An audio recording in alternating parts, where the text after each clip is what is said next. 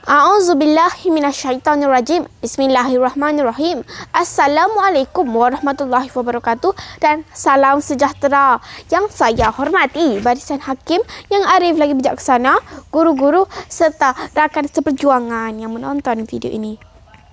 Pada pagi ceria ini, saya akan menyampaikan sebuah cerita yang bertajuk Azri, seorang anak kampung. Sebelum itu, dengarkan saja ini ya.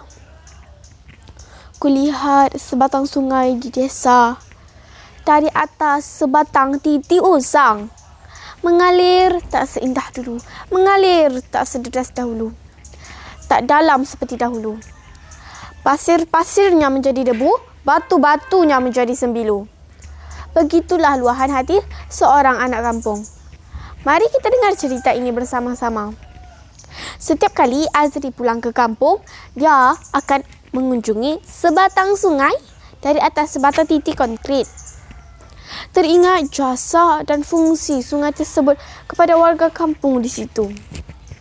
Sungai itu juga mengimbau kembali zaman semasa kanak-kanaknya dahulu. Pada waktu itu, di sinilah tempat Azri bermain bersama-sama rakan-rakannya. Sungai sudah dianggap sebagai darah daging kerana ia menyimpan 1001 kenangan. Pada zaman kanak-kanaknya dahulu, pelbagai pahit manis telah dilalui oleh Azri ketika berada di sungai itu. Kini, setelah Azri dewasa, kenangan 22 tahun yang lalu masih segar dalam ingatannya.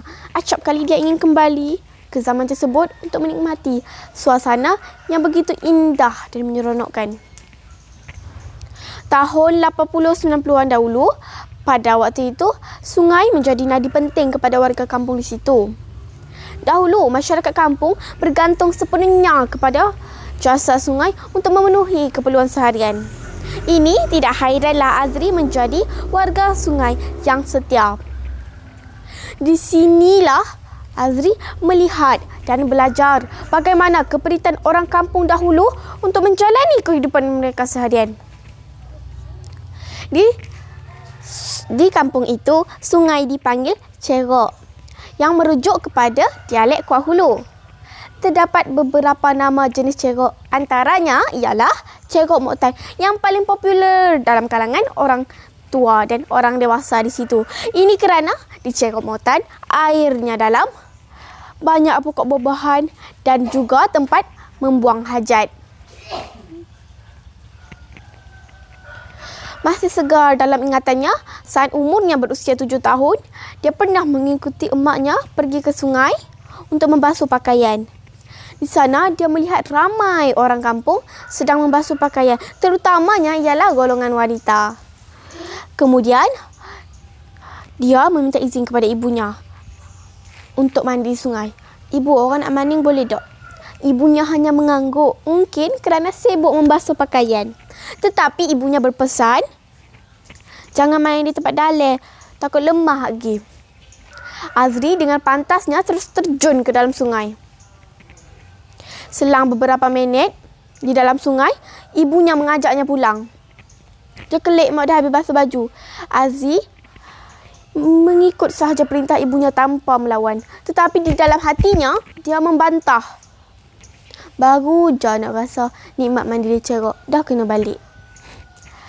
Kanak-kanak sosial Azri gila kan sungai. Mana tidaknya, setiap kali pulang dari sekolah, pasti akan pergi ke sungai.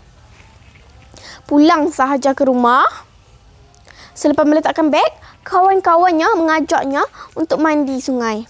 Sebelum mereka pergi ke sungai, mereka membawa seluar basahan pendek, tuala dan tidak berbaju seperti mandi kerbau di sawah. Tiba sahaja di sungai, mereka terus terjun ke dalamnya kerana tidak sabar melihat airnya yang sangat jernih. Ketika di sungai, mereka bermain banyak aktiviti yang menyeronokkan.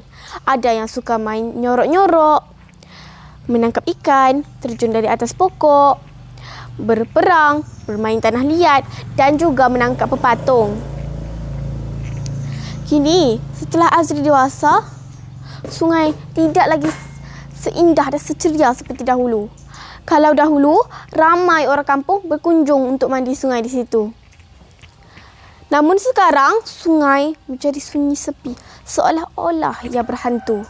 Yang tinggal hanyalah lebu dan kambing yang meruguk rumput dan meminum air di bibir sungai. Keindahan sungai juga turut tercemar dengan sisa-sisa pepejal yang dibuang begitu sahaja oleh penduduk kampung di situ. Plastik dan lamping pakai buang sering dilihat menjadi isi utama sungai. Sungai sudah dianggap sebagai tong sampah bagi masyarakat kampung di situ. Azri juga melihat ramai orang kampung membuang sisa-sisa makanan mereka ke dalam parit. Lalu air dari parit tersebut mengalir ke sungai utama kampung. Dia berfikir sejenak, apa yang akan terjadi kepada sungai itu pada masa akan datang nanti? Bagaimanakah generasi baharu di kampung itu? Masihkah mereka mampu melihat lagi sungai selepas ini? Bagi dirinya, dia mahukah keindahan sungai? Indah seperti waktu zaman kanak-kanaknya dahulu. Waktu siang hampir melabuhkan tirainya. Dia pulang ke rumah meninggalkan sungai utama kampungnya dengan membawa 1000 pengertian, 1000 harapan dan juga 1000 persoalan dalam diri. Bagi Azri, dia mahu membuatkan perubahan yang besar agar sungai yang berjasa pada dirinya itu kembali ceria dan indah seperti dahulu. Alam yang indah bertitik tolak daripada kesedaran semua pihak agar terus menjaganya supaya tidak musnah. Cintailah sungai, flora dan fauna untuk kesejahteraan semua. Jika tidak dipelihara, maka pincanglah ekosistem dunia. Sampai situ sahaja cerita saya pada hari ini. Sekian, wabillahi taufiq wa hidayah. Wassalamualaikum warahmatullahi wabarakatuh.